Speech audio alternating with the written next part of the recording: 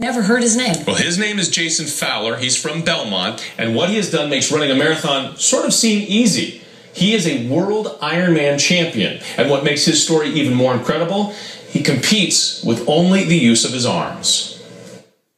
I was going through some grass, didn't see a rock. At 17, Jason Fowler was one of the best motocross riders in his class, but a day of practice changed everything. My bike basically stopped, hit the rock, and it sent me flying. And landed straight down on my head. I got the phone call, the dreaded phone call. You know, your son is hurt. Jason's mother, Luann, was the one who would tell her son that he would never walk again. It's a ridiculous moment. Something a mother doesn't want to have to live through. You know, to have to tell your son that. But she quickly told him something else that he remembers now, 21 years later. We're going to give you about 2 weeks to feel bad for yourself, and then it's time to get on with it. And he did get on with it. 6 months after his accident, he started racing wheelchairs. In the hospital, actually, I saw the Boston Marathon on television. And one of my childhood heroes growing up was on television, David Bailey. And I saw him racing, and I was like, I want to do that.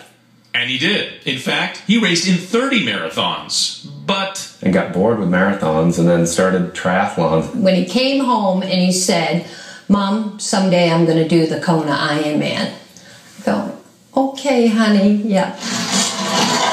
He trained 25 hours a week. His training paid off. He'll repeat. He qualified for the Ironman race in Hawaii. 2.4-mile swim, 112-mile bike ride, and then a 26-mile run. Really neat part about this race especially is there's some aura, it's something that's like this energy. Only a few paraplegic athletes are allowed, and he was one of them. The other, his boyhood hero again. And this is about mile 130 of the race, and he eased up just a little bit. 11 and a half hours into the race, Jason remembers fighting for first place with his hero. I pulled on him, somehow won.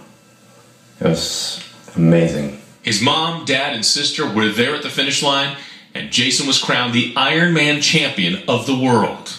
When you see him now, what do you see? I see a man that you know you did a good job. He makes you proud. He makes you proud. For Jason, it was a big race and a big win, and now he continues his training for the next big challenge. There's a lot of people that think you can't do something because you're in a wheelchair. I'm here to say that nothing's changed in my life. It was fun spending time with him, inspiring too. And in addition to his training time, Jason serves as a mentor and coach to those who have recently suffered spinal cord injuries. He helps them get involved in competitive wheelchair sports of all kinds. And he lets them know, look, life's not over. This is just beginning for you. He's living proof. I'm just curious. He got bored with marathons. He moves on to the Kona Ironman of all things. What's next? That's what I asked him. I have no idea. But whatever it is, it's going to include a challenge. It'll be very hard, and it'll be seeming impossible for everybody else, and he'll do it. I was going to say, and he'll probably win it. Great story. Well, coming up, some holiday fun.